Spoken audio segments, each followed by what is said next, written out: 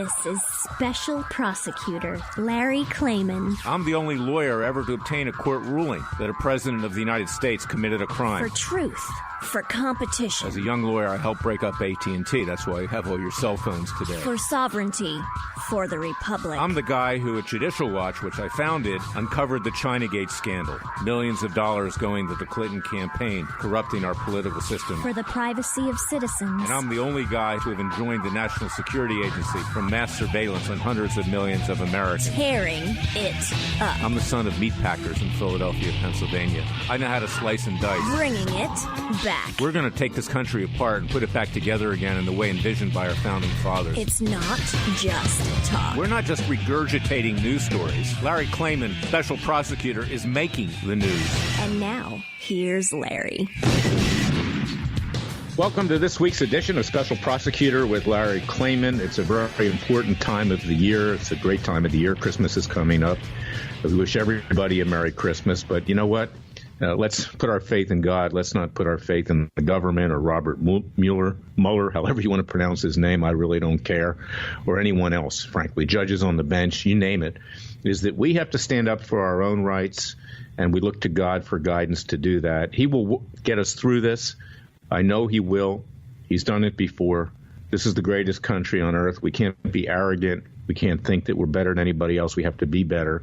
But we will get the job done. Now, we're going to have my good friend, former congressman and U.S. attorney from the Northern District of Georgia, Bob Barr, on the show for the second and third segments. It's important because as we enter the new year, not only is Robert Mueller's interim report, it will be an interim report. He's not going to be done until 2020 with his witch hunt because being Republican establishment, he's collaborating with the Democrat establishment. He wants to take the president down. They want to destroy this president. They want to run their own candidates in 2020, not someone like President Trump, who is attempting to clean up the swamp, along with yours truly at Freedom Watch and a few others in this country. I might add, not many. Most just talk. We act here at Freedom Watch. We're your Justice Department.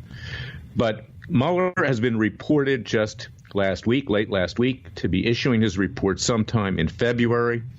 Obviously, he's going to give Nancy Pelosi, that vile leftist witch in the House of Representatives, Adam Schiff, that vile male warlock, and Gerald Nadler and Maxine Waters and the rest of these very hateful people, the opportunity to solidify their hold in the House of Representatives.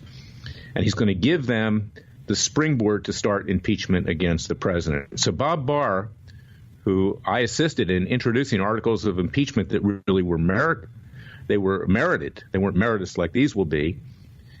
Back in the Clinton years, will explain how impeachment works, and he'll give us his insight on what's going on. That's very important because Bob was the primary person involved in the impeachment of Bill Clinton in the House of Representatives. Of course, you had Dave Schippers, the impeachment manager. There was Newt Gingrich, who was Speaker of the House, who basically did everything he could to compromise the impeachment and conviction of Bill Clinton. They just wanted to wound him on Monica Lewinsky for the next election, which prevented Al Gore from being elected, and put, frankly, an idiot in power, George W. Bush, regrettably, an establishment fool, for lack of a better word. And I hate to be so blunt, but that's what he is.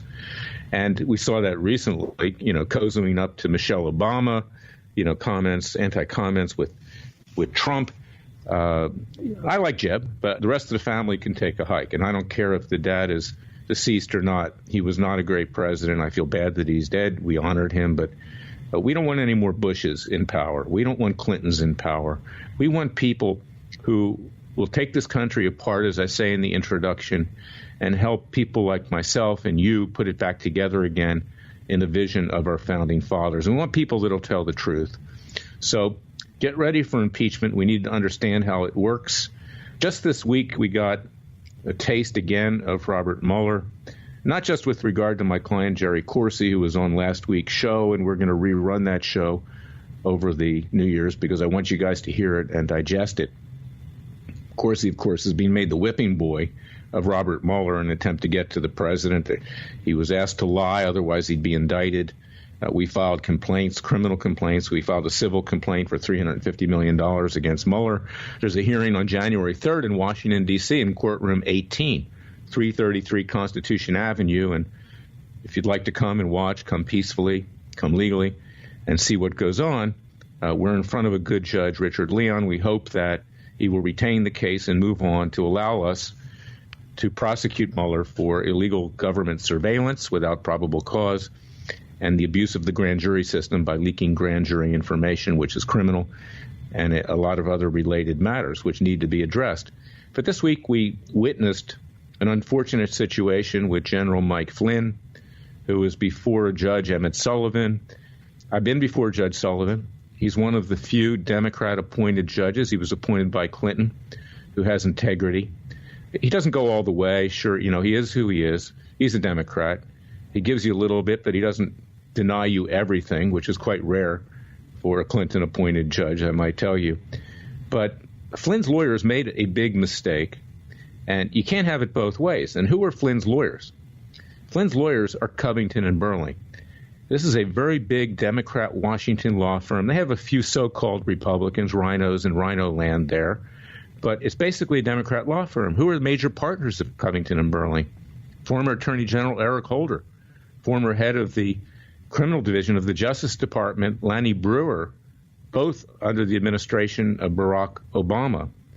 So Flynn made a mistake. He went out and he hired Covington and Burling. He got this lawyer called Joseph Kellner, who is nominally a Republican. Not that that matters, because we know the Republican Party is not much better than the Democrat Party when push comes to shove. But they threw him under the bus. Rather than challenging the illegal interrogation of General Flynn at the outset, where James Comey sent FBI agents, didn't read General Flynn his Miranda rights, he thought he was having an off-the-cuff conversation with FBI agents, and then they wind up indicting him for lying to the FBI when, in fact, there's internal documentation at the FBI where agents said they didn't think he was lying. They did that to put him in a box, to pressure him, to get him to testify against the president, to try to get him to falsify testimony like they're trying to do with my client Jerry Corsi so they can take the president out. Well, Kellner had him plead guilty to that. But then at the time of sentencing, they come in and they say, well, our client was not interrogated under the law. There was no Miranda rights. He wasn't advised that he had the right to retain a lawyer. And they were hoping that Sullivan would throw the whole thing out. So Sullivan reacted. He said, you can't play with me like this. You can't come in here with a plea agreement where you're hoping to get no time and then at the same time suggest that I should throw the entire indictment out. This is not honest. And that's why he reacted the way he did. This is not a bad judge, as some people have suggested, like Laura Ingraham and Mark Levin and others on Fox News. If you're lied to and if you're played with like this, a judge is going to react. So I advise Flynn, General Flynn, who's a good man, to fire Kellner, to fire Covington and Burling. They put him under the bus, much like Lanny Davis put Michael Cohen under the bus. Lanny Davis, a law school classmate of Bill and Hillary Clinton, a Clinton partisan who convinced Cohen to plead out to crimes without even having a cooperation agreement to guarantee, what his recommended sentence would be. Lanny Davis used Cohen to get to Trump. And this is the nature of lawyers, many lawyers in Washington, D.C. They're so politically conflicted and so politically motivated that they put their own interests ahead of the interests of their clients. And I've never done that. I do what I think's right. Yes, I've gone against politicians and Hillary Clinton, Bill Clinton, George W. Bush, Dick Cheney, others. But you know what? I did it because I thought it was right, not because I was trying to maximize a political position. And my clients, when they give me instructions, I follow those instructions, but they have to be informed instructions. So this is the backdrop of what's been going on with regard to Mueller, with regard to his cooked plea agreements and the judiciary. I'm going to be back shortly, and we're going to discuss more about the current state of affairs with Bob Barr. But I want you to understand we're headed into impeachment right now, and then a trial in the Senate. And this presidency is in grave danger. So this is something that we're going to need to address. And, of course, this week we found out that we got a good judge in a case that we filed for Sheriff Arpaio with regard to his lawsuits against CNN, Chris Cuomo, Freudian slip. Andrew is the governor. He's equally as bad as Chris, but actually more intelligent. Jeff Zucker of CNN, the CEO of CNN, Huffington Post, and the Rolling Stone. And that case was assigned to Judge Royce Lamberth. And he'll give us a fair shake, I believe. It was randomly assigned. In addition to that, we have our cases against social media. We learned this week as well that the social media companies have been colluding. They're, in fact, sharing data on billions of people worldwide. And this strengthens our case that they've been colluding and restraining trade with regard to illegally expunging free speech of conservatives.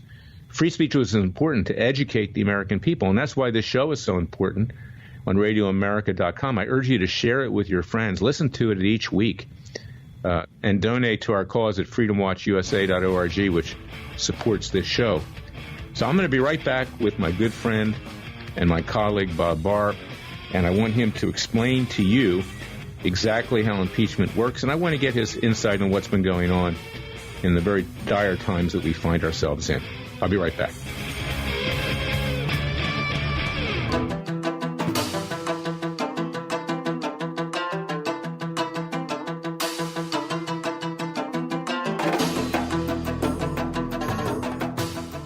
Fearless. He's claiming he's crazy, he's racist, he's out to kill the Democrats. Dangerous. You don't care, he uses the court and the law. Lethal. This is bad. Special prosecutor Very bad. Larry Klayman. If you'd like to support Freedom Watch and this radio show, go to freedomwatchusa.org. I'm back with my good friend and colleague, Bob BARR, former congressman from Georgia, former courageous congressman who I worked with, and he submitted the articles of impeachment against Bill Clinton. And I wanted to explain after this brief introduction exactly how that worked, what happened, why it failed, and what the ramifications are with the way impeachment works with regard to President Trump, because as sure as the sun's going to rise. Of course, we don't really know for sure anymore. He's going to be impeached by Nancy Pelosi and company, probably sometime in February of next year after the impeachment report comes up from Robert Mueller, which he's planning. But Bob BARR, is a patriot. He's a hero. And frankly, I think that maybe the president was confused when he appointed William Barr as Attorney General. He should have appointed Bob BARR, and maybe it's not too late because the other Bob BARRs made certain statements about what's been going on with Mueller, and God knows if he'll ever get confirmed with the gutless Republicans over in the Senate, whatever the case may be. But in any event, I want to introduce you to Bob, and I want to get your take, Bob, and take your time, because we've got two segments here in explaining to our listeners and the American people, what happened during the Clinton years, how impeachment didn't work, and what's likely to happen with Trump this time. A very interesting question, Larry, because, of course, you at the time, head of Judicial Watch, were very active in a lot of the same investigations in which I was involved on both my Judiciary Committee post and my position with the Government Reform and Oversight Committee. Both of those committees were looking into corrupt goings-on within the Clinton-Gore campaign and within the Clinton administration back in as early as 1997. I noticed, as you did, some very, very corrupt goings-on with foreign money from Communist China, for example, coming into the Clinton-Gore campaign and then into the White House. We were also very concerned about the disclosure of certain very important technical national security-related data, information, and technology going to China. For example, from the L'Oreal Corporation. This had to do with the guidance systems on multi-warhead delivery systems that China was developing at the time. So I had really begun back in late 1997 to really look into these matters, had filed the very first inquiry of impeachment, which is not an article of impeachment. It is a preliminary step to direct the Judiciary Committee to look into whether or not grounds for impeachment existed. And the basis for that was these campaign law violations, national security export law violations, for example. And you on the outside, through Judicial Watch, were concerned about many of the same issues in addition to others with the Clinton administration. Unfortunately, we were unable to get the Republican leadership in the House interested in really pursuing these matters for a number of reasons that we might want to go into. And then throughout 1998, while I was traveling the country, raising these issues with groups across the country, I spent a great deal of time on the road raising these concerns. Then, of course, throughout 1998, Ken Starr, as the independent counsel, began his real investigation, focusing on the Monica Lewinsky scandal and the perjury and obstruction. And although those became the eventual grounds for the impeachment of President Clinton, I don't believe that they were the most important ones. That being said, certainly perjury and obstruction of justice were sufficient grounds, I continue to believe, for the impeachment of Clinton. But I think the Republican majority in the House really dropped the ball in not pursuing these other far more substantive and important issues. And therein, I think, lies a lesson that regardless of which party is in power in the House, if there are issues raised that impact both parties in how they operate, how they deal with contributions, how they protect each other as part of the establishment, then they will circle the wagons, even though it's sort of counterintuitive that the Republicans would not pursue something against a Democratic president, but they would be concerned, and I believe were concerned at the time, that some of the issues that we were looking Bob, at. we're going to be right back with the second segment. Let's continue this because this is important for people to understand.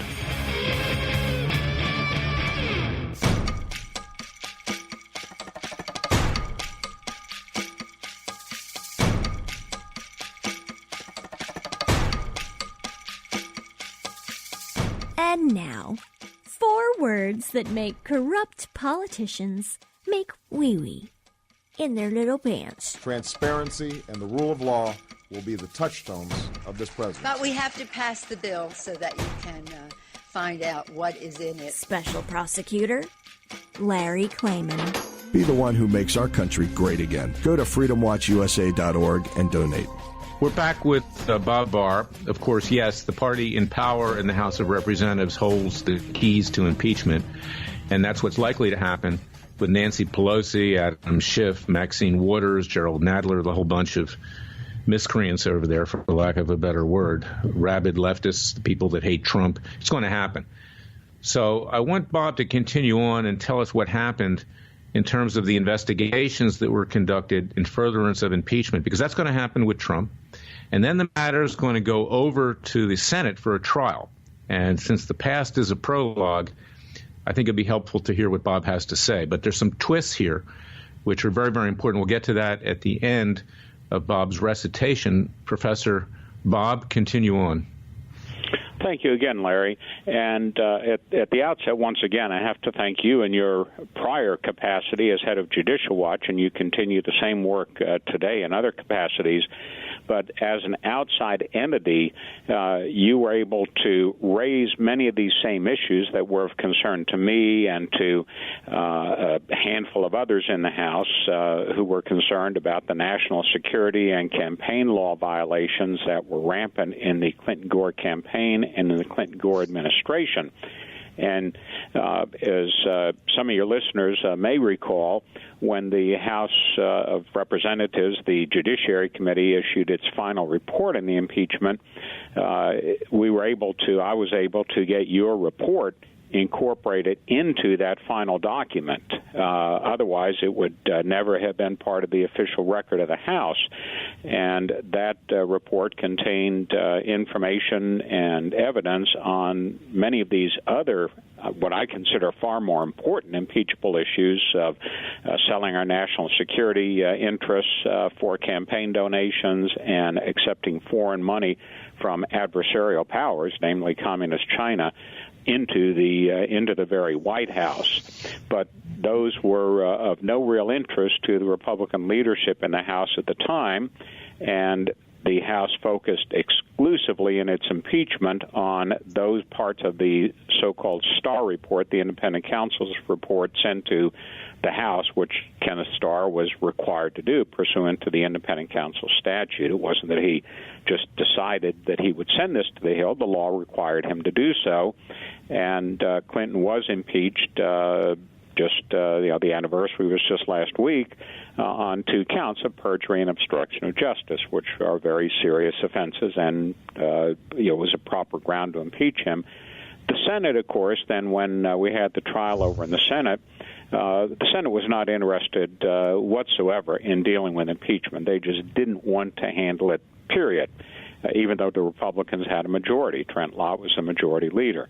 They would send emissaries over to the House impeachment managers or prosecutors as we were preparing our case, and the Senate emissaries would try and talk us out of doing anything, toning it down and so forth. And then, of course, when we went over to the Senate for the actual trial, the Senate resolution, which set the procedures for the impeachment trial, made it absolutely, utterly impossible to present a credible case. We could present lone live witnesses. The only evidence we could present would be that which was already in the public domain, for example. So not only did the Senate make clear that they did not want to deal with impeachment, they set in place procedures that made it impossible for us to really pursue it, even though the grounds for impeachment and for removal of the president were clearly substantiated in terms of perjury and obstruction of justice. And I think that's the moral of the story, Bob. The way I saw it is that Newt Gingrich, who was Speaker of the House, and those in the Senate, Trent Lott and other Republicans, never wanted to take Clinton out. They never wanted to remove him. They wanted to wound him for the upcoming 2000 elections. And while I do believe that the impeachment was cooked, I do also believe that that was a big reason why Al Gore was not elected president, and George W. Bush, frankly, who had no real experience of being president and wasn't exactly Albert Einstein, wound up as our president. I think that what you did, what Judicial Watch did, although we didn't do it for this reason, it did weaken the Democrats and got George W. Bush into power. Of course, at that point, Bush wasted no time. Within 24 hours, he was inviting Bill and Hillary Clinton to the Rose Garden for tea and crumpets. And since then, the Clintons and the Bushes have become great friends. We could see that at the funeral recently of the dad, George H.W. Bush, who sadly died, although he was not a great president, in my opinion. But he does deserve to be honored in any event as a president. So to me, it was very manipulative. And what I think really is at risk here is that while President Trump will not be convicted in the Senate once impeachment goes over from the House, as it did with Clinton, that he will be weakened, that he will be diverted from the affairs of state, and that they're trying to wound him enough to either get him to resign ultimately, being pushed out by his own party, because they would like to see him out anyway, the Republican establishment. They never wanted him in there in the first place, or just weaken him enough that he'll lose the election in 2020 to the Democrat establishment candidate or, a so-called progressive. I call them regressives. So that's my take on it right now. And that's why this is so dangerous with what Mueller's doing, because he's going to give them the springboard to impeach. They already have what they think is a sufficient basis, which is the Stormy Daniels matter with regard to paying her off, and the other one, Karen McDougal, the 2 women that the president's alleged to have had an affair with. But that's not probably going to be enough, so they're going to need something from Mueller. And Mueller's teeing it up. Right now I'm defending Jerry Corsi. They're using him as the whipping boy to get to the president and others like General Mike Flynn. Anyway, Bob, this is where we are today, and I don't know if you agree with me or disagree with me, but whatever happens in the Senate, it's bad for the country. Everything has become extremely partisan political, Larry. You're absolutely correct. when, excuse me, when I first looked into impeachment back in 1997, before anyone else was looking at it, my concern was not political. It was concern that laws had been violated by Clinton and by the Clinton-Gore campaign, very important laws. And throughout the entire process, even when the focus shifted because of the Starr report to perjury and obstruction, partisanship and politics were never part of the equation of my analysis. People can see that if they look at my history as a U.S. attorney. I prosecuted a sitting Republican member of Congress when I was U.S. attorney for perjury and obstruction. But nowadays, everything is political, and even hindsight has become political. You see all of the Republicans now on the 20th anniversary of the impeachment of President Clinton saying, oh, gee, maybe we shouldn't have done it, maybe a censure should have been sufficient and so forth. You know, they're simply doing this because they are looking at it in hindsight as a political exercise. Gee, we shouldn't have done it because it hurt us politically. And that's a sad commentary on some of the folks. Even Ken Starr, I think, is doing a mea culpa. Of course, Lindsey Graham is, but that doesn't surprise us. He did that at the time. And it's very sad because this has become very political, and it's going to harm President Trump. I'm not sure that the Republicans realize just to what extent this Mueller investigation and the coming impeachment proceedings, which are almost certain to occur once the Dems take control of the House, are going to hurt the Republicans in the 2020 election. You know, we've got obviously major crises with North Korea. Now that the president, they smell blood. Okay, they smell that the president is bleeding, that he's weakened. North Korea just last week said we're not going to denuclearize until the United States does. Obviously, that's ground to a halt. We've got situations with Iran in the Middle East. The president says he's pulling out of Syria. I don't know if that's good or not good, but the reality is his premise is correct. I mean, let's give a free hand to Israel. Let him take care of it. Let's let Saudi Arabia take care of it, okay? And that's why he hasn't been pushing it with the death of Khashoggi, the journalist, the so-called Washington Post journalist, which he really isn't. He was just a freelancer. But, when Sunnis kill Shiites, it's not any news for sure. And I don't think that we should have destroyed a relationship with Saudi Arabia over that. Just say don't do it again, but we can't prevent it. It's been happening in the Arab world for thousands of years. So this is the risk that we have, and it's frightening. And if you layer that on top, and I want to shift the subject a little bit, it's the breakdown in our justice system. And you have this very powerful federal government. And, of course, you and I were both part of it. I was a prosecutor at Maine Justice in the Antitrust Division, helped break up AT&T. You were a U.S. attorney for the Northern District of Georgia. When we were at Justice, there was some modicum of equanimity. Is that people generally were treated, equally, although I saw politics. I didn't like it and left and started Judicial Watch. But now today it's not. And we get news this week that our so-called Justice Department, which I now call the Department of Injustice, is pursuing the appeal of the dismissal of Cliven Bundy's supersedious indictment, ironically, by an Obama-appointed, Harry Reid-recommended judge, Gloria Navarro, that was called a friend of the prosecutors by the Las Vegas Review-Journal, which is a mainstream publication in town. And they're continuing with this despite the fact that massive amounts of prosecutorial abuse were uncovered, causing that dismissal. And they're doing it to cover the backsides of the prosecutors who, unless something changes in terms of a ruling by the Ninth Circuit, are going to be severely disciplined or perhaps removed from the department, in the best of all worlds. Of course, I'm not holding my breath.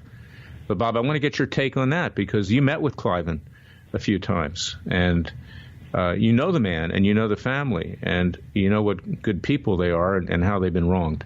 The Bundy case is a very unusual case, Larry, as you're intimately aware, not only because of the facts of the case, the family involved, the issues involved, and so forth, but is very unusual for a sitting district court judge to admonish the prosecution as severely as Judge Navarro did in the Bundy case in calling what had happened in that case what it was, and that is very severe abuse and prosecutorial misconduct sufficient to rise to the level of dismissing the case against the Bundys. Very unusual and, in a way, very courageous for a sitting federal judge to do that.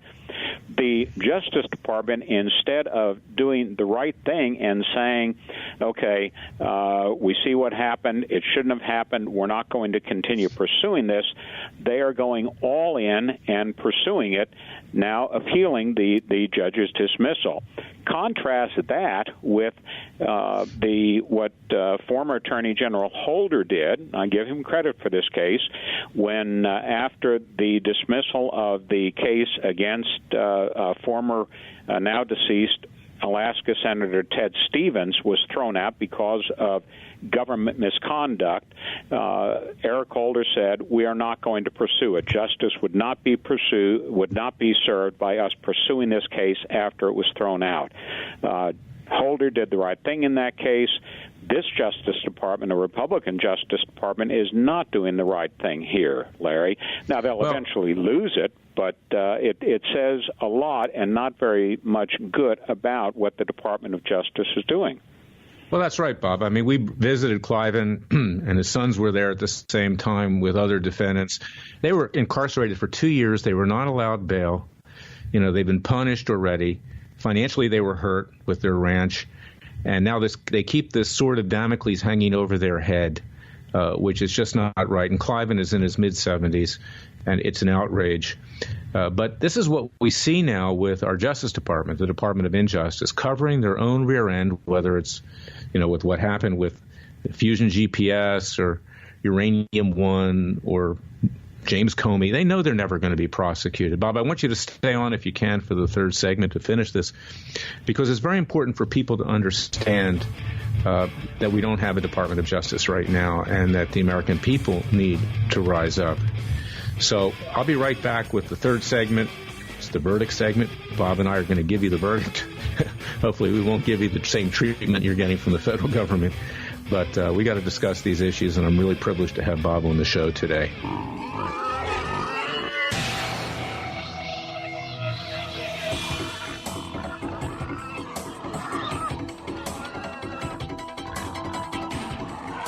Before he was a trial lawyer, he sliced him and diced him. People used to ask me, Larry, what caused you to start Judicial Watch and now Freedom Watch, given the powerful forces in this country that put you at risk? In a meat packing plant. I'm the son of meat packers in Philadelphia, Pennsylvania. I know how to slice and dice. A very special prosecutor, Larry Klayman. If you'd like to support Freedom Watch and this radio show, go to freedomwatchusa.org.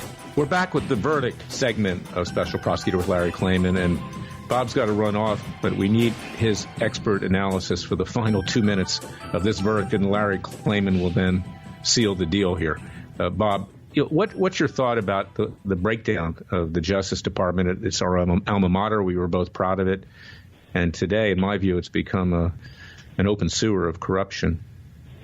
The Bundy case is a perfect example of the department circling the wagons when it ought to be admitting it had done wrong. Its acting U.S. attorney in Nevada had done wrong. They were admonished by the court. The case was thrown out. The Justice Department, rather than doing the right thing and dismissing or not appealing the case, is continuing to fight it. They have absolutely nothing to lose by not appealing this case. They don't lose it on the merits. They can continue the merits in other cases. They're not admitting anything other than the fact that their prosecutor had abused the power of that office. And yet they continue to fight it and to needlessly appeal this and cause further delay and anguish and cost to the Bundy family. That, well, Bob, and the reason for that is, I mean, you're right, but what's the reason for that?